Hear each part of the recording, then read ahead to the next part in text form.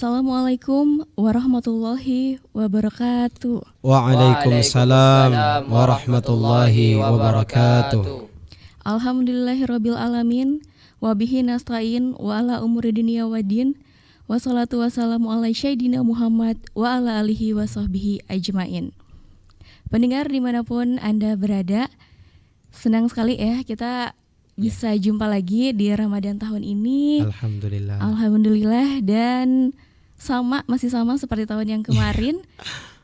Bareng sama saya Rida dan juga Ustadz Alvan. Iya, baik. Tapi kali ini beda ya. Bersama sahabat-sahabat dari santri Markas Ahlul Quran. Iya, di sini rame ya, tidak seperti tahun sebelumnya kita berdua aja nih Ustadz. Sekarang banyak. Ustadz, apa kabarnya nih Ustadz? Alhamdulillah baik. Alhamdulillah. Kabarnya baik juga. Alhamdulillah baik juga. Santri? Alhamdulillah baik. Gimana nih? Udah pada sahur belum nih? Sudah pada sahur? Belum. Oh belum. Bisa deh dada-dada ke kamera dulu ya. Iya. Masya Allah, kita dipertemukan lagi nih Ustadz sama Ramadan tahun ini. Iya, alhamdulillah. Alhamdulillah. Dan pendengar dimanapun Anda berada, di saat ini ya Ustadz, kita sudah ada satu topik nih yang akan kita bahas untuk menemani pendengar di rumah yang lagi sahur atau mungkin yang lagi di masjid nih Ustadz. Ada yang belum bangun kali. Ada yang belum bangun juga nih kayaknya. Waduh, lagi nunggu dibangunin emak kali ya. Oke, Ustadz, topik yang akan kita bahas pada sahur pertama kita kali ini tuh topiknya apa Ustadz? Insya Allah kita akan bahas di sahur perdana pada Ramadan 1444 Hijriah. Insya Allah yang kami akan bahas adalah menyambut Ramadan. Oke, menyambut Ramadan. Ya. Karena di awal-awal Ramadan ya Ya, Ustadz. jadi kita harus ada lepas dan sambut. Jadi kemarin kita telah melepaskan bulan Sya'ban. Coba lihat betapa banyaknya orang yang piknik hari Minggu kemarin ya, bener. Minggu terakhir ada yang rekreasi. Itu mereka melepaskan dengan cara tersebut baik, enggak apa-apa, enggak jadi masalah. Namun jangan lupa cara menyambut. Sebagaimana kita melepas bulan Sya'ban, maka jangan lupa menyambut bulan Ramadan. Iya, jadi benar. Kalau di Indonesia itu disebut padusan ya kalau orang Jawa. Ada orang Jawa enggak di sini? Di santri ada orang Jawa? Ora. Enggak ada, tapi jawabnya ora gitu. Kalau di Bandung tuh munggahan disebutnya. Oh iya. Sahur pertama tuh disebut munggahan. Baik pendengar di mana saja Anda berada, untuk mempersingkat waktu, langsung saja nih saya persilahkan kepada Pak Ustadz untuk memberikan tausiah singkatnya. Silahkan Ustadz. Ya, baik. Bismillahirrahmanirrahim. Assalamualaikum warahmatullahi wabarakatuh. Waalaikumsalam warahmatullahi wabarakatuh. Alhamdulillah. Wassalatu wassalam ala Rasulillah Sayyidina Muhammad ibni Abdillah wa ala alihi wa sahbihi wa mawalah wa la hawla wa la quwata illa billah. Subhanaka la ilma lana illa ma 'allamtana innaka antal alimul hakim. Rabbi syrah li sadri wa yassir li amri wahlul 'uqdatam bil lisani yafqahu qawli wahdi qalbi wa saddid lisani bijahi nabiyina Muhammad sallallahu alaihi wasallam. Ini tuh menjadi salah satu ciri santri.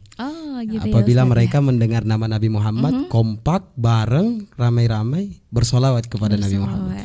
Mudah-mudahan dengan hadirnya mereka, para pendengar yang ada di rumah bisa mengikuti bahwa ketika mendengar nama Nabi pun ikut bersolawat kepada Nabi Muhammad SAW. Iya, baik Ustaz. Karena Allah pun bersolawat, malaikat pun bersolawat. Jadi rugi bagi kita yang mengikat diri kita kepada Nabi Muhammad kalau kita meninggalkan bersolawat.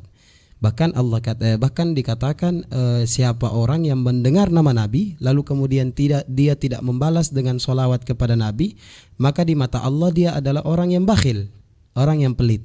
Jadi untuk menghindari sifat bakhil dan pelit kita di mata Allah, setiap kita mendengar nama Nabi Muhammad, maka kita bersolawat kepada Nabi Muhammad sallallahu alaihi wasallam. Mudah-mudahan kita semua bisa mengamalkannya biar menambah sedikit ilmu di bulan suci Ramadan ini.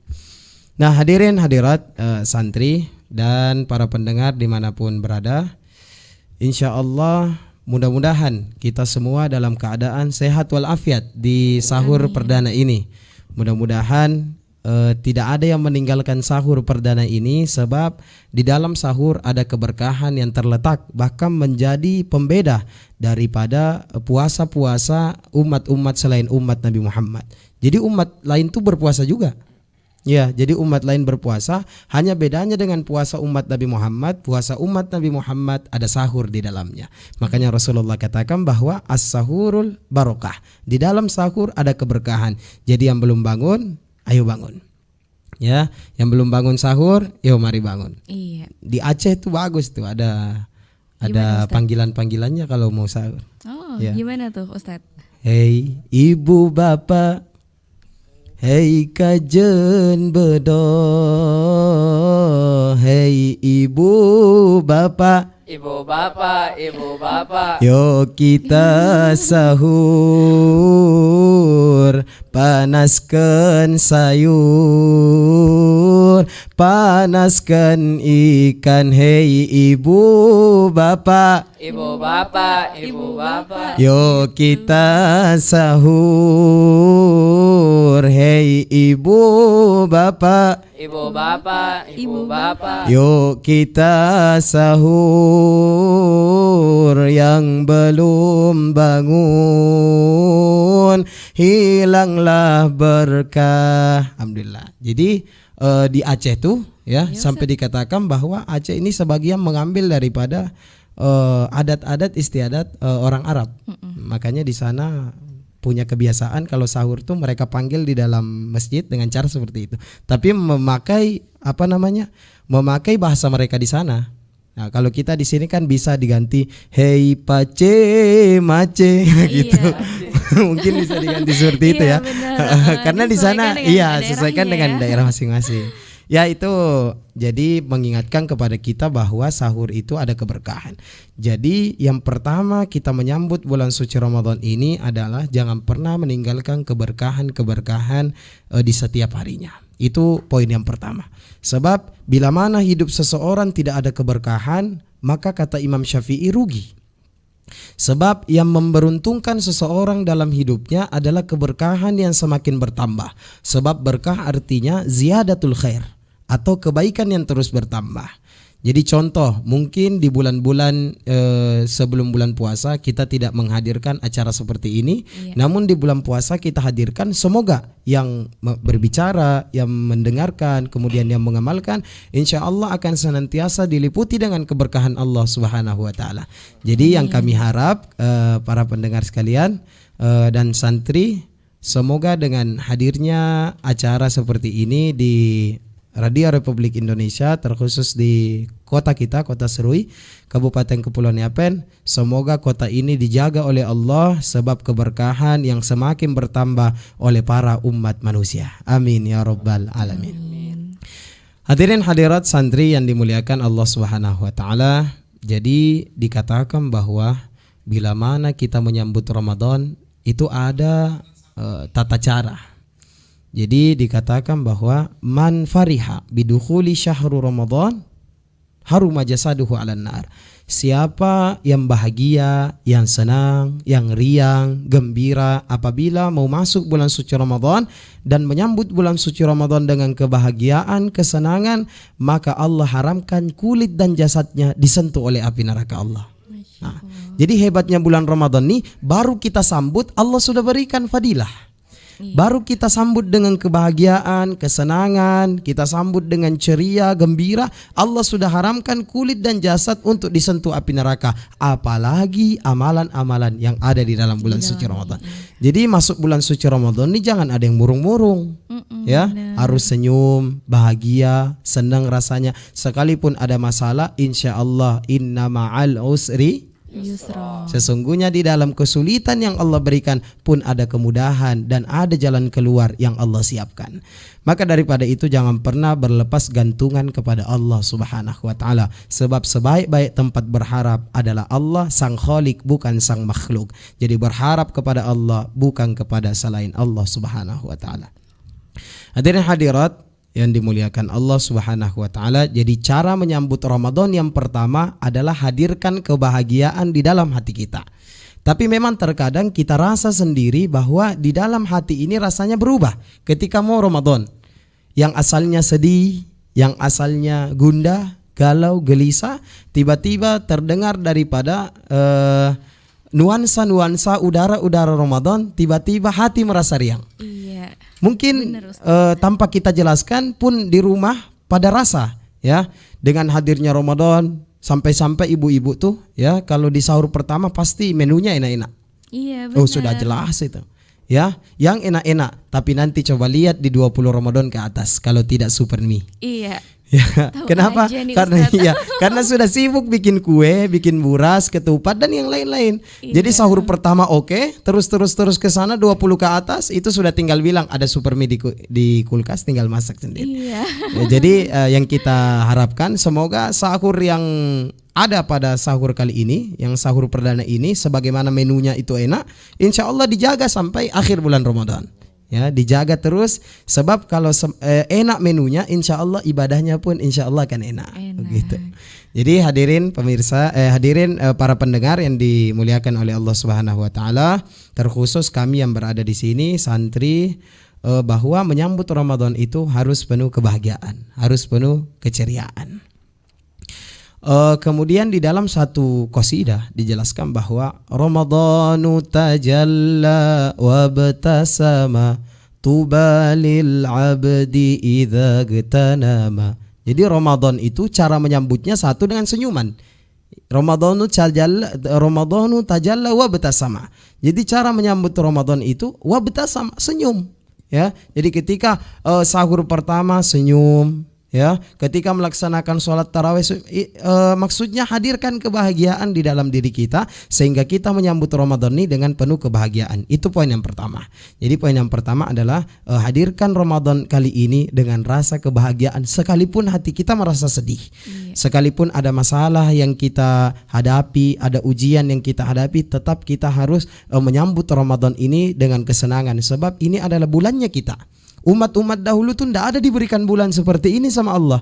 Yang Allah berikan Ramadan terkhusus hanya umat Nabi Muhammad SAW. Mudah-mudahan ya Nabi Muhammad tidak melepaskan tali kendali kita menjadi umat Nabi Muhammad SAW. Amin. Allahumma amin.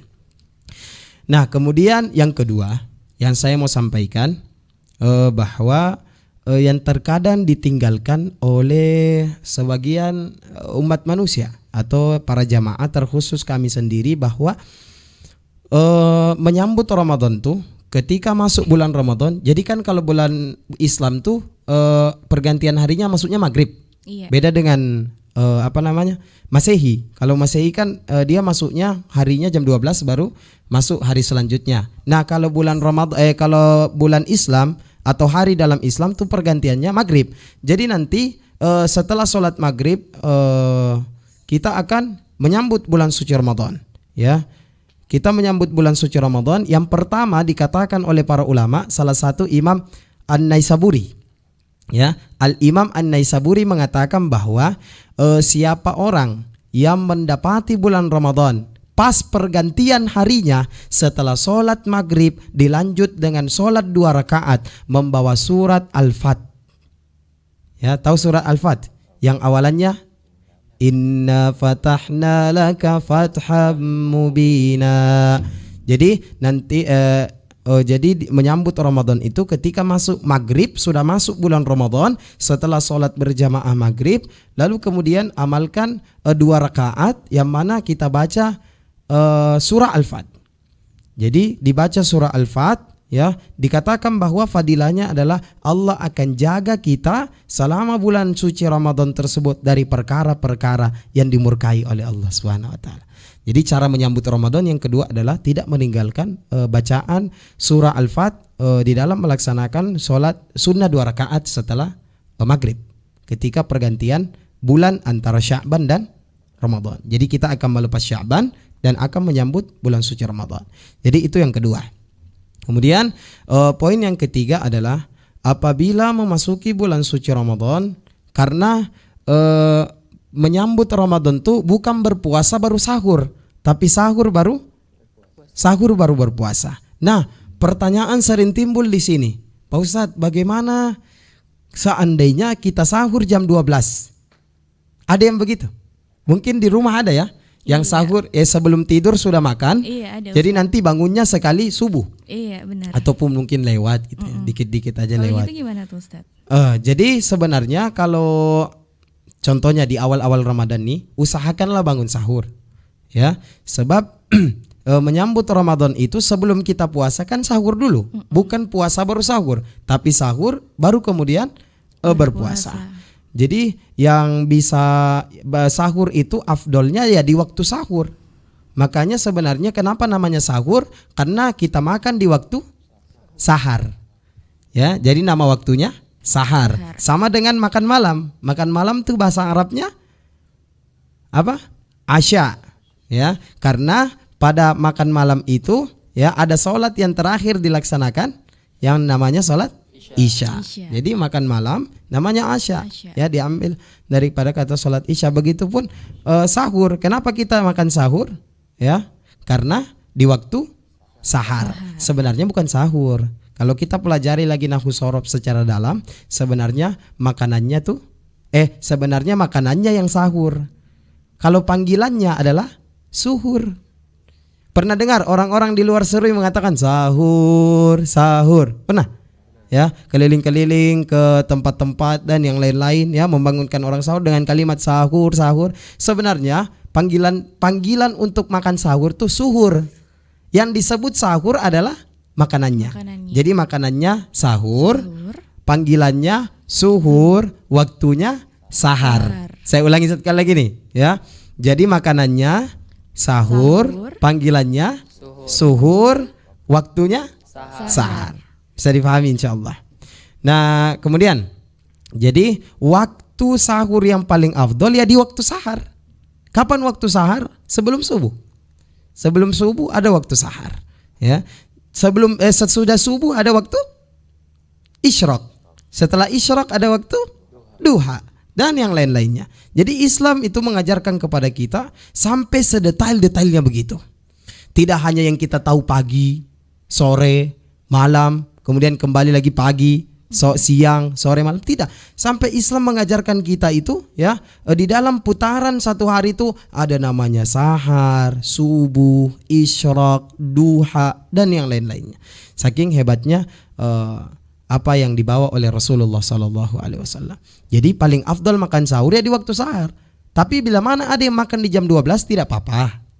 Tidak apa-apa ada yang makan di jam 12 karena mungkin kalau nanti bangun sahur malas makan, atau mungkin nanti bangun sahur pun hanya minum air, atau malas ke bangun sahur. Jadi dia katakan biar saya sahur jam 12 saja. Jadi cara menyambut Ramadannya sudah dengan cara seperti itu. Bagaimana dengan selanjutnya? Jadi harus ada perubahan. Ramadan ketemu Ramadan tuh harus ada perubahan. Karena Ramadan ila Ramadan, Jumu'ah ila Jumu'ah, Jumat ketemu Jumat, Ramadan ketemu Ramadan, itu ada mukaffaratuz dzunub. Ada pembersihan dosa dari Allah Subhanahu wa taala.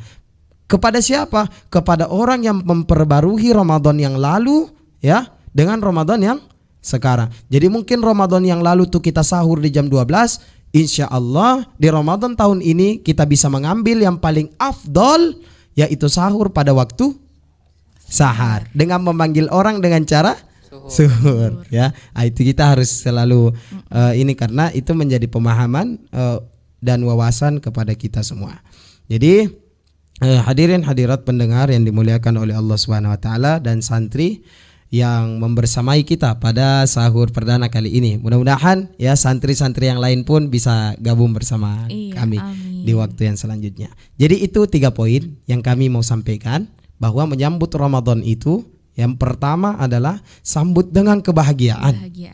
Jangan pernah merasa sedih, jangan pernah merasa banyak masalah sehingga kita tidak menyambut bulan suci Ramadan. Sampai-sampai dikatakan bahwa sunnah memakai baju baru di tarawih pertama. Nah itu sunnah memakai pakaian baru ya.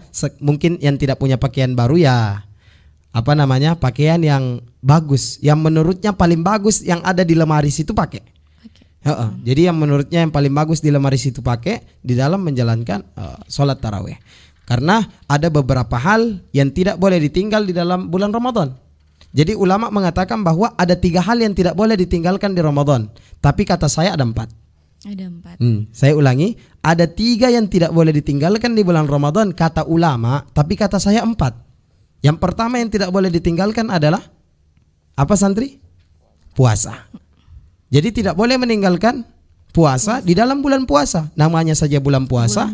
Berarti yang meninggalkan puasa berarti dia tidak menganggap bulan Ramadan itu bulan puasa. Maka daripada itu jangan tinggalkan puasa yang pertama. Kemudian yang kedua yang tidak boleh ditinggal adalah sholat tarawih. Bahkan kita disunnahkan menghidupkan malam-malam Ramadan. Cara menghidupkannya minimal sholat tarawih. Minimal itu. Berjamaah sholat isya, dilanjut dengan tarawih, ditutup dengan witir. Yang mau lanjut tadarrus, alhamdulillah. Tapi yang tidak, ya insya Allah bisa ada penambahan di dalam bulan suci Ramadan tahun kali ini. Kemudian yang ketiga yang tidak bisa ditinggal di bulan suci Ramadan adalah qiraatul Quran, membaca Al-Quran. Itu tidak bisa karena syahrul Ramadan alladzi unzila fihil Qur'an. Bulan Ramadan adalah bulan diturunkannya Al-Quran. Jadi bila mana kita sudah dihadiahkan Al-Quran, kita sudah diberikan Al-Quran yang menjadi pedoman hidup kita, maka rugi rasanya kalau kita tidak buka-buka, tidak baca-baca dan seterusnya. Jadi sudah pernah kami jelaskan di Ramadan tahun kemarin. Mudah-mudahan akan kita ulang tentang makna Al-Quran. Al-Quran itu bagaimana, adab-adabnya bagaimana, membacanya bagaimana, dan yang lain-lainnya insya Allah akan kita lanjut di episode berikutnya. Kemudian yang keempat yang tidak dapat ditinggal, ya sebenarnya kata ulama tadi 3, tapi kata saya 4. Yang keempat yang tidak bisa ditinggal adalah sahur bareng kami di RRI Serui. Iya, benar. Jadi tidak boleh tinggal. Ini tambahan dari Ustadz. Iya. Jadi ulama itu hanya 3, ya. Tapi tambahan saya adalah yang tidak boleh ditinggal yang terakhir adalah mendengarkan sahur bersama kami. Jadi sambil masak, ya, sambil apakah itu ya, mendapatkan faedah karena setiap ilmu yang bertambah di dalam kesetiap harian berarti Allah inginkan kita menjadi baik. Jadi begini, ciri-ciri orang baik adalah orang yang Allah Subhanahu wa taala mudahkan, gampangkan di dalam mendapatkan ilmu. Sekalipun dia tidak duduk di majelis ilmu, di rumah saja, tapi ada ilmu yang dia dengar, kan radio. Ya, jadi mendengarkan ilmu berarti sekalipun dia masak, ada kebaikan yang bertambah, berarti Allah ingin orang tersebut menjadi baik. Jadi ciri-ciri orang baik adalah Allah mudahkan, Allah gampangkan di dalam menuntut ilmu. Jadi bersyukur ya RRI Seru ini menyediakan wadah untuk kita mengambil ilmu sekalipun kita tidak ke majelis taklim. Sekalipun kita tidak duduk di masjid, hanya di rumah saja, hanya modal buka HP ya diputar atau yang punya radio diputar, lalu kemudian duduk sejenak atau yang lagi masak kemudian mendengarkan daripada apa yang kami sampaikan, insya Allah ada sedikit yang bisa diambil. Jadi maka daripada itu kami mohon ya, dan kami harap terkhusus kepada diri kami dan kepada santri dan pendengar dimanapun berada, untuk di Ramadan kali ini ada sedikit tambahan daripada Ramadan tahun lalu. Mungkin demikian. Baik. Ya. Jadi terima kasih banyak ya Ustadz atas tausiahnya. Dan buat adik-adik nih mungkin ada yang mau bertanya nih dari penjelasan Ustadz tadi. Ya, silakan. Siapa nih namanya? Ya. Perkenalkan, nama saya Angga. Saya ingin bertanya Ustadz. Asal? Di dalam bulan puasa Ramadan ini kan, apa saja amalan yang paling mulia Ustadz? Sekian. Ya, itu. Iya Ustadz. Baik. Ya. Silahkan dijawab Ustadz. Langsung dijawab atau dikumpul? Dijawab aja dulu ya. Langsung. Makasih ya buat tadi Angga yang udah bertanya nih. Jadi pertanyaan tentang amalan yang paling mulia. Pernah kita dengar tidak Ramadan Karim? Iya. Mungkin ada yang post-post di status sampai Karim jadi Karem. Iya. Ya, mungkin mau gaul mau apa dan segala macam ya, Ramadan Karim. Karim itu artinya mulia. Jadi semua apa yang kita lakukan di dalam bulan Ramadan itu mulia. Syaratnya hal-hal yang baik, hal-hal yang diridhai oleh Allah Subhanahu wa taala. Bila mana hal tersebut dimakruhkan atau bahkan diharamkan, berarti hal tersebut tidak akan menjadi mulia. Jadi sampai saking mulianya bulan suci Ramadan, perkara sunnah yang kita kerjakan Allah hitung pahalanya jadi wajib. Perkara wajib yang kita laksanakan Allah lipat gandakan pahalanya menjadi 70. Jadi semua amalan mulia di dalam bulan suci Ramadan. Tapi yang paling ditekankan adalah membaca Al-Quran. Sebab pada bulan inilah diturunkannya Al-Quran. Jadi sering-sering baca. Yang dahulunya mungkin tidak pernah buka Quran, atau mungkin ada yang bukanya hanya bulan Ramadan. Jadi setelah Ramadan ditutup, nanti Ramadan ketemu lagi baru dibuka. Akhirnya pas dibuka berdebu, ya, atau mungkin sudah dimakan rayap. Hati-hati tanggung jawab. Tidak hanya tanggung jawab di dunia, melainkan tanggung jawab di akhirat.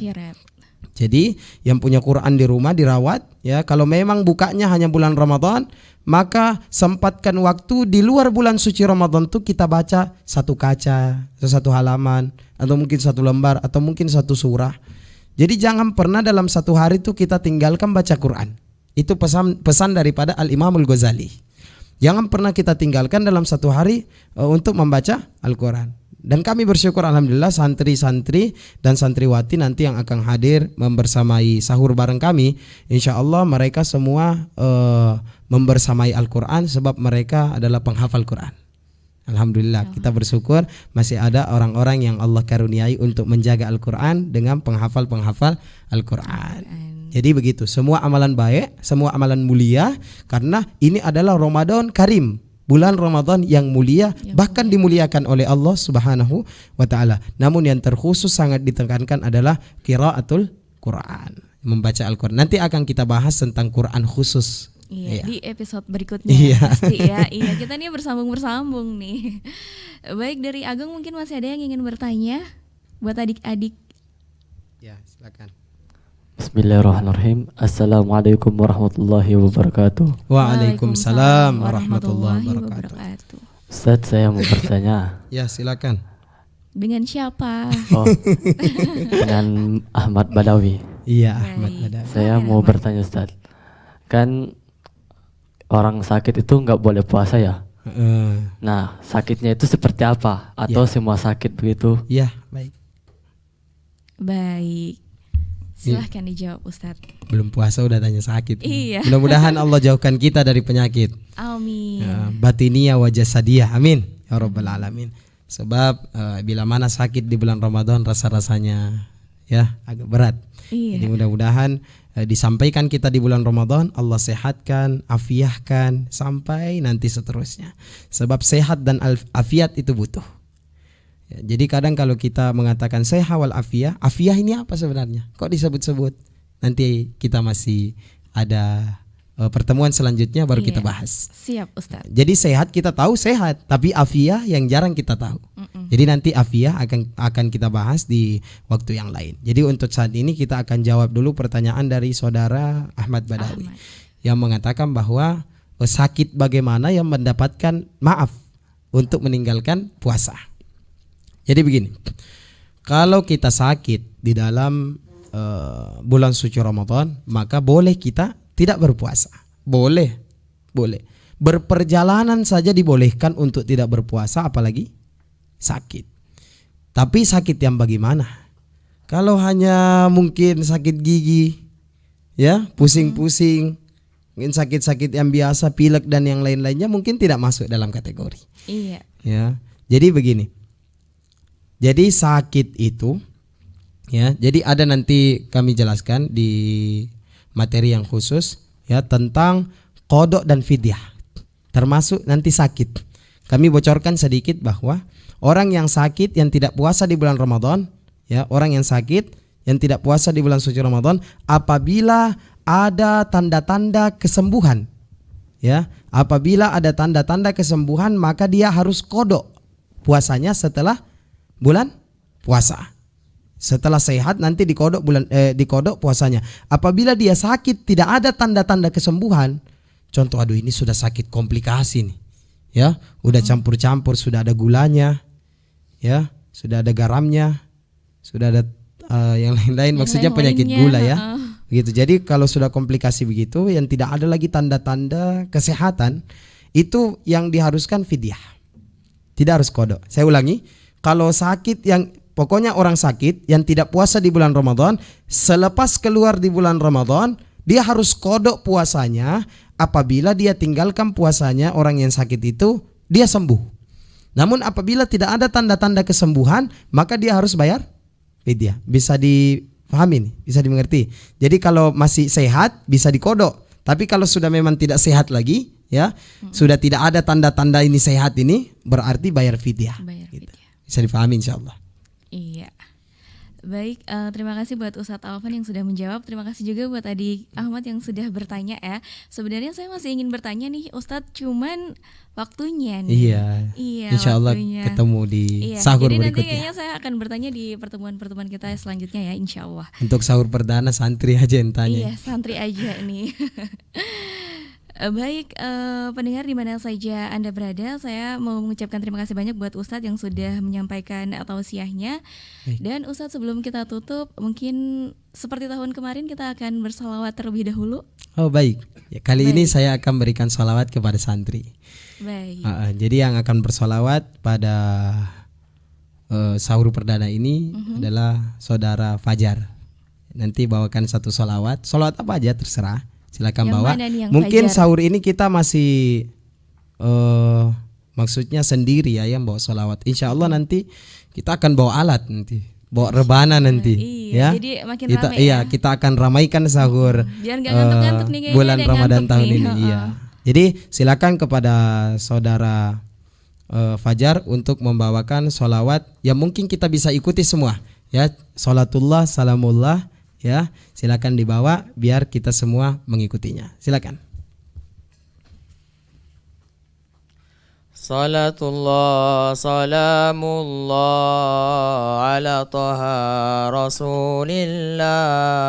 Salatullah salamullah ala yasin habibillah. Salatullah salamullah ala taha rasulillah. Salatullah salamullah ala yasin habibillah. Oi ade bergamis putih, disambut. santriwati markas Ahlul Quran, rajin menghafal dan nuntut ilmu. Bolehkah abang tahu namamu? Iya, salatullah salamullah ala taha rasulillah. Salatullah salamullah ala yasin habibillah. Abang ini orangnya baik, tidak akan pernah mendua. Pulang mengaji izinkan abang bertemu kedua orang tuamu. Salatullah salamullah ala taha rasulillah. Salatullah salamullah ala yasin habibillah. Ya baik, alhamdulillah. Baik, alhamdulillah. Akhirnya Ustadz, adik-adik dan juga para pendengar di rumah ya, dan juga di mana saja Anda berada, kita sudah sampai nih Ustadz di penghujung acara kita pada sahur perdana kali ini. Sudah mau imsak ya? Iya, sudah mau imsak. Ini yang tadi belum sempat makan kayaknya harus minum aja kali ya. Baik, pendengar, adik-adik dan juga Ustadz, apabila saya terdapat salah kata maupun salah sikap, saya memohon maaf ya Ustadz. Kami pun mohon maaf bila ada. Baik, terima kasih buat para pendengar di rumah yang sudah mendengarkan tausiah kita pada sahur perdana kali ini. Akhirnya kita semua harus pamit nih. Ya. Iya. Insya Allah ketemu di sahur-sahur berikutnya. Baik. Wassalamualaikum warahmatullahi wabarakatuh. Waalaikumsalam warahmatullahi wabarakatuh.